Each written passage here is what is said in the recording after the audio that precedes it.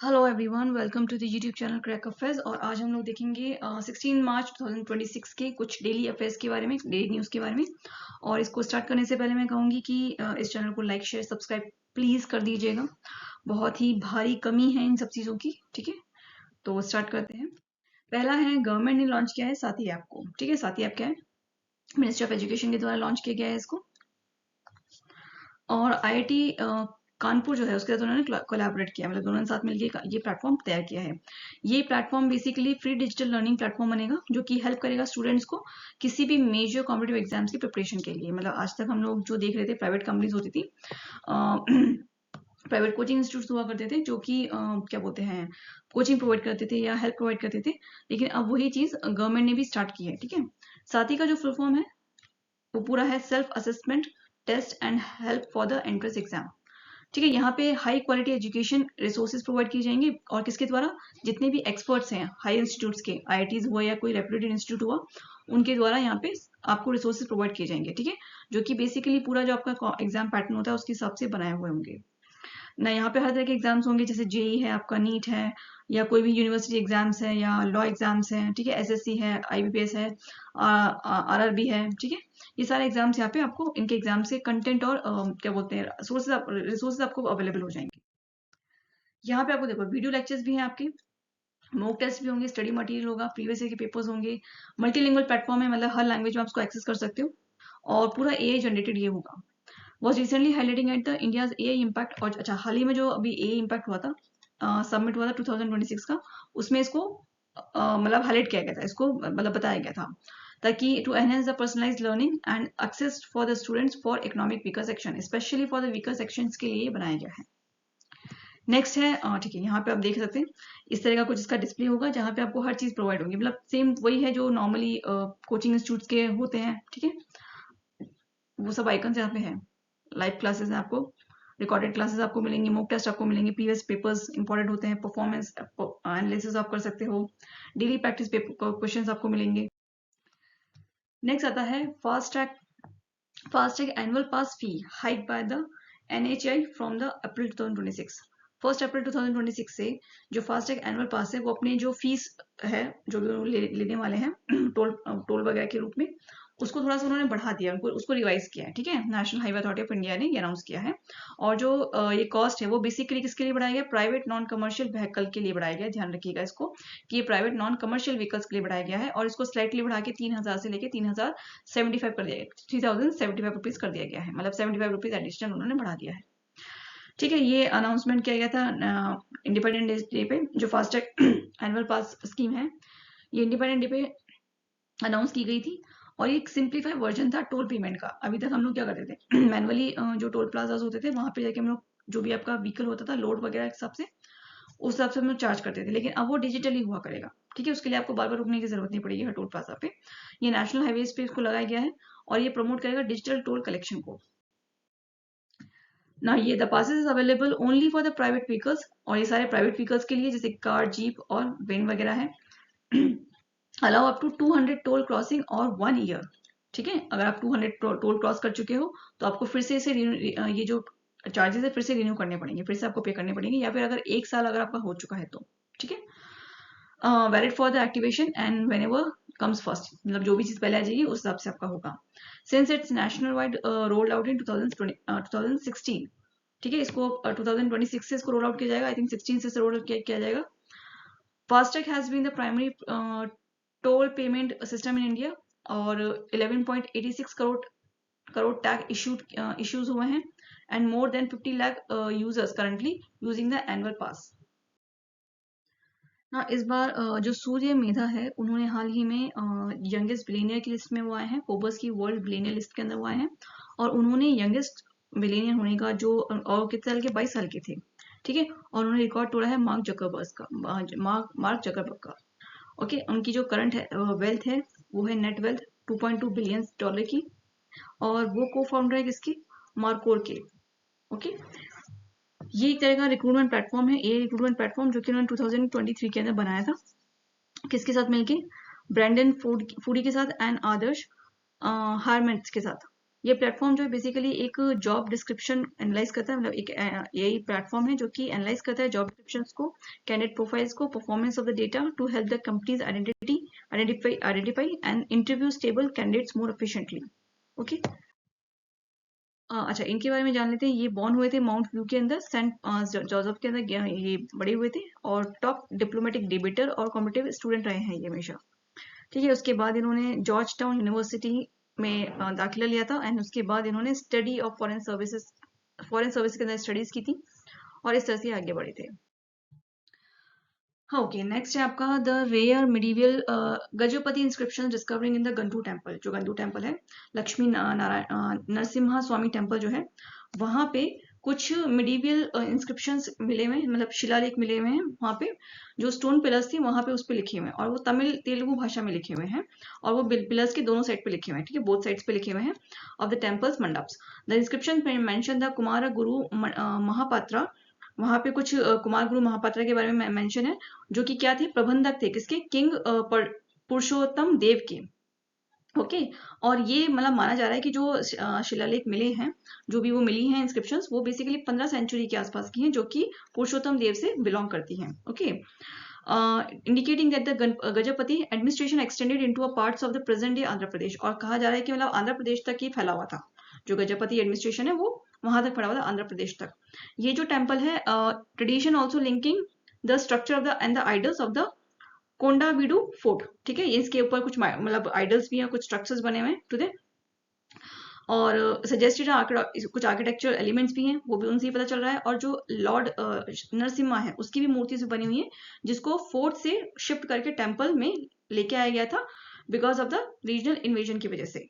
Okay, ना historian जो है, जो भी हिस्टोरियन है, वो ये कहते हैं कि भाई ये जो टेम्पल्स के management practice, also record also the sage the inscriptions also records the temples management practices, कि टेम्पल के मैनेजमेंट प्रैक्टिसेस के बारे में भी यहाँ पे लिखा हुआ है, जैसे कि इंस्ट्रक्शन लिखे हुए हैं रिचुअल्स के बारे में, ऑफरिंग्स के बारे में, such as the milk during the evening worship. ठीक है, कि शाम के टाइम पे दूध वगैरह देने का कुछ मतलब वो होता था, रूल्स हुआ करते थे। Providing the value insights into the medieval governance, religion, and patronage, and the cultural ties between the Odisha and the coastal Andhra Pradesh। मतलब उड़ीसा और आंध्र प्रदेश के बारे में भी वहां पे कुछ ना कुछ बता रखा है, ठीक है, उन इंस्क्रिप्शंस के अंदर। नेक्स्ट आता है archaeologist in the Hermopolis Magna has solving a century old mystery. ठीक है, जो आर्कोलॉजिस्ट है उन्होंने बहुत पुरानी जो एक बहुत सदियों पुरानी जो एक मिस्ट्री थी उसे सॉल्व किया, discovering the missing upper portion of the massive limestone statue of the फिरौन रामसेस सेकेंड। ठीक है, एक मतलब क्या कहते हैं, मम्मी टाइप थी, स्टैच्यू था वो, उसके ऊपर उन्होंने एक मतलब उसका आधा पार्ट उनके पास था, लेकिन आधा जो था वो अनडिस्कवर्ड था, जिसको उन्होंने हाल ही में मतलब डिस्कवर किया है। वो जो बचा पार्ट था, फ्रेगमेंट था, वो 3.8 मीटर लंबा था, और लोअर पार्ट जो था वो 1930 में डिस्कवर किया गया था। ठीक है, और वो जो लोअर पार्ट था वो बेसिकली वो एक सीटेड स्टैचू था, मतलब उसका जो नीचे वाला पार्ट था, पैरों से कमर से लेके नीचे तक का जो पार्ट था, या पैरों वाला पार्ट था, वो बिल्कुल ऐसा था जैसे कि वो किसी कुर्सी बैठा हुआ है। ठीक है, लेकिन उसके ऊपर वाला जो पार्ट था, धड़ था, जब पेट से लेके ऊपर तक का जो पार्ट था, या जो चेस्ट से लेके ऊपर तक का पार्ट था, वो गायब था। And they will stand nearly 7 metre high, जो कि 7 मीटर ऊंचा था। The discovery was made at the al अशु सॉरी अशमुनिन जो अच्छा ये जो डिस्कवरी हुई है, ठीक है, वो कहाँ पे हुई है, अल अशमुनिन में हुई है, by a joint team of Egypt ministry of tourism and the antiques. वहाँ का जो डिपार्टमेंट है वहाँ ने किया, और university of the Colorado and Boulder, इन दोनों ने मिलकर ये डिस्कवरी की है। Religious centres dedicated to Thoth, and they nearly found the fragment revealing the foreign फिरौन wearing the double crown of the upper and the lower Egypt. और ये बताया जा रहा है कि मतलब उसको जो ऊपर वाला पार्ट मिला है उसमें डबल क्राउन से, ठीक है, मतलब एक ऊपर की तरफ और एक लोअर इजिप्ट की तरफ, मतलब बता रहे हैं वो लोग, with detailing craving over the throne, और पूरा जो थ्रोन है उसके ऊपर क्रेविंग हो रखी है। अब जो ये रामसेस है, also called the Ramses the Great, इसको रामसेस द ग्रेट भी कहा जाता था, और ये 2079 बीसी से लेके 1213 बीसी तक ये रूल हुआ यहाँ पे, ये बताया जा रहा है। And renounce from his long rain sorry बहुत बड़ा मतलब इनका, इसने काफी टाइम तक इसने राज किया था। एंड मॉन्यूमेंटल आर्किटेक्चर भी है, and shaping the Egyptian culture and politician art. और कहा जा रहा है कि इस टाइम पे सिर्फ इजिप्शियन कल्चर, पॉलिटिकल आर्ट और आर्किटेक्चर, इन सबको काफी उन्होंने इम्प्रूव किया था। ओके ये देखिए यहाँ पे आपको दिख रहा होगा, ये स्कल्प मिला है, ठीक है। और ये एक ये इमेज है जो कि बताई जा रही है यहाँ पे साइड में। तो ये जो आधा पार्ट ये मिला है, और इसकी जो नीचे वाला पार्ट था वो एक सीडेड पोर्शन वाला पार्ट था, मतलब वो बैठा हुआ था। ओके नेक्स्ट आता है रिनाउंस पोएट जो है लिरिस्ट एंड राइटर आर वेरामिथु। वो जो है उनको 60 जनपद अवार्ड मिला है, 2025 का मिला है, ध्यान रखिएगा। ये जो अनाउंसमेंट है ये भारतीय जनपद इन मार्च में की, भारतीय जनापीठ जो है, जनपद नहीं जनपीठ जो है उसने अनाउंस किया था मार्च 2026 के अंदर। ये एक तरह का बहुत ही आउटस्टैंडिंग कंट्रीब्यूशन है जो दिया जाता है, और इनको मिला है तमिल लिटरेचर के अंदर। Okay and making a deep emotional cultural and richness and the distinguished poet voice developed over the several decades, ठीक है। इन्होंने अपने काफी पोइट्स वगैरह दी हैं, कल्चर को काफी उन्होंने एक्सप्रेस किया है, ठीक है, इमोशनल वे में, ये सब उन्होंने समझाया बताया। अच्छा, जनपीठ अवार्ड जो है वो इंडिया का सबसे हाईएस्ट लिटरेसी अवार्ड है, जो कि 1961 के अंदर उन्होंने स्टैब्लिश किया था, मतलब स्टार्ट किया था देना। इसके अंदर आपको 11 लाख की कैश प्राइज दी जाती है, और गॉड सरस्वती जो है, इनकी उनकी जो ब्रॉन्ज की मूर्ति है जिसको वाघ देवी कहा जाता है, वो उनको दिया जाता है, ठीक है, विनर को। फिर आता है ऑस्कर 2026 के विनर्स के। तो इस बार जो ऑस्कर विनिंग थे वो 98 थी, ठीक है, नंबर याद कर लेना। और वो एलए यानी कि डॉल्बी थिएटर के अंदर उसको जो पुरस्कार वितरण हुआ था वो यहाँ हुआ था। होस्ट करने वाले कौन थे? कैनन ओ बैरन थे।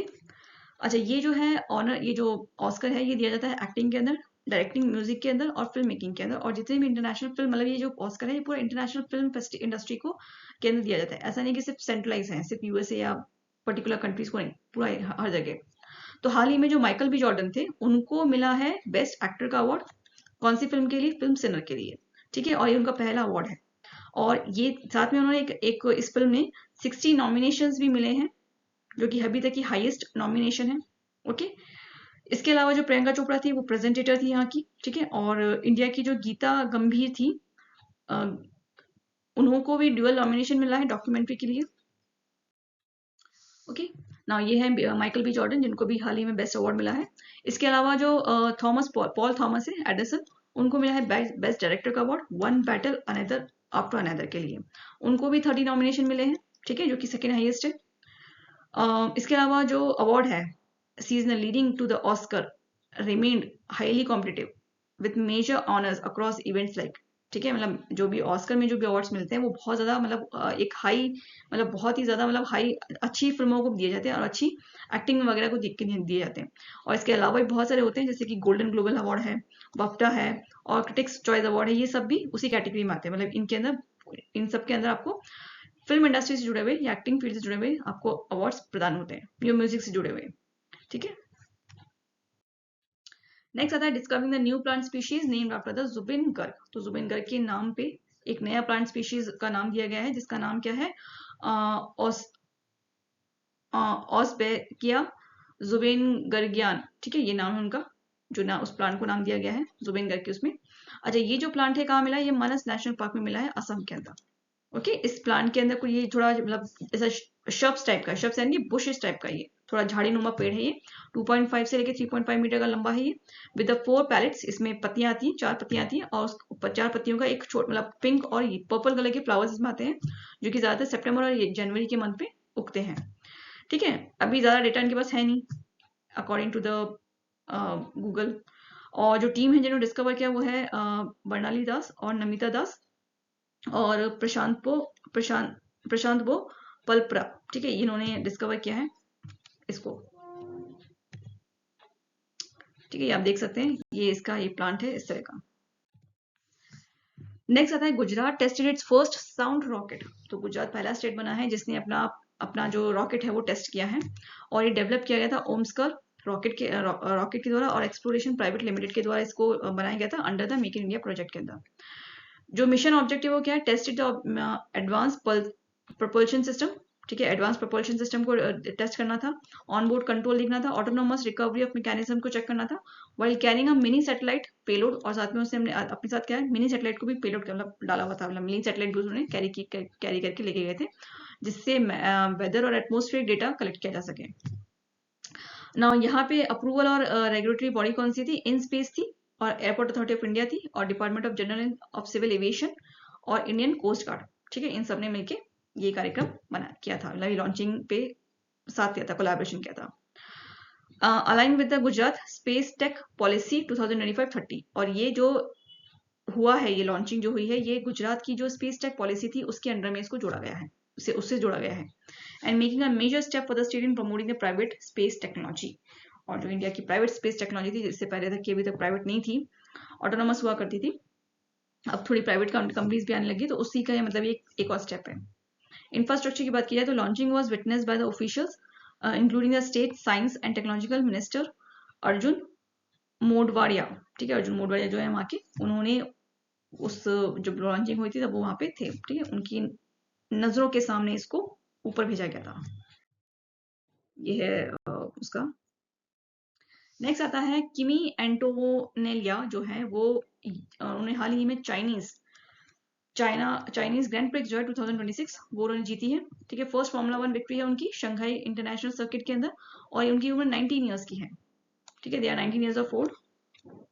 और मर्चेंट एएमजी पेट्रोनस फॉर्मूला 1 टीम के वो मेंबर हैं टीम के, और यंगेस्ट बने हैं वो। ठीक है, फॉर द पोल सीटर जिन्होंने जीता है।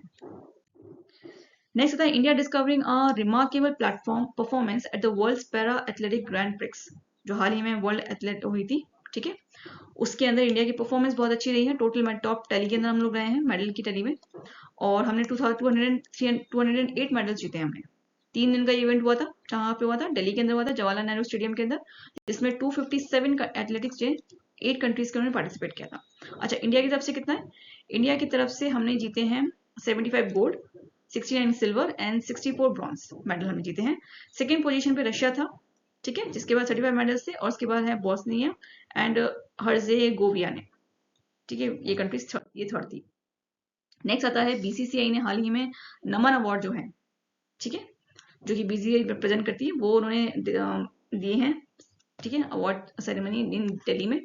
और ऑर्गेनाइज किसने किया था? बीसीसीआई ने इसको ऑर्गेनाइज किया था, जिसके अंदर जितने भी इंटरनेशनल क्रिकेटर्स या डोमेस्टिक टूर्नामेंट्स होते हैं, लाइफ टाइम कंट्रीब्यूशन होता है स्पोर्ट्स के अंदर, उन सबको ये पुरस्कार दिए जाते हैं। ठीक है, तो यहाँ पे कुछ अचीवर्स हैं जिनको प्राइजेस मिले हैं। ठीक है, जिसमें मैथिली राज है, और रॉजर बेनी है, राहुल द्रविड़ है।